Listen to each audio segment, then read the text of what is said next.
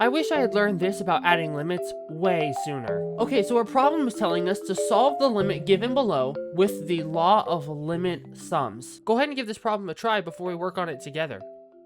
Now remember what this law basically says. Well, what it says is if you are taking the limit of two functions being added together, that's the same thing as taking the limit of one function, taking the limit of the other, and then combining their limits together. So using the information given above, how does that play into this limit right here? Well, the limit itself is just telling us that function f of x and g of x are being added together. And above, we have f of x and g of x respectively defined for us. So according to the law of limit sums, we should just be able to take the limit of this function and then the limit of that function and then add them together. So let's go ahead and solve the first limit of f of x. And so before we solve it, is there any denominators that'll turn 0, or are we taking the log of any 0 or negative number? Well, not in this case, because it's just a polynomial function, so we can just go ahead and plug in 1 for x. And so evaluating, we get 2 plus 7 plus 4, which equals 13.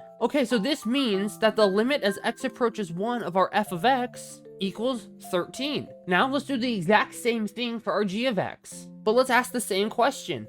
Are there any denominators of 0, or are we taking the log of 0 or a negative number? Well, no, we're not, because this is just a cubic function, so we can just substitute 1 yet again. And evaluating, we get 11 plus 7, which equals 18. Now that we have both of our limits, we can use the law of limit sums to get the limit for our final answer. And so 18 plus 13 equals none other than 31. If this math tutorial helped you at all, I'd be happy to hear down in the comments how it did.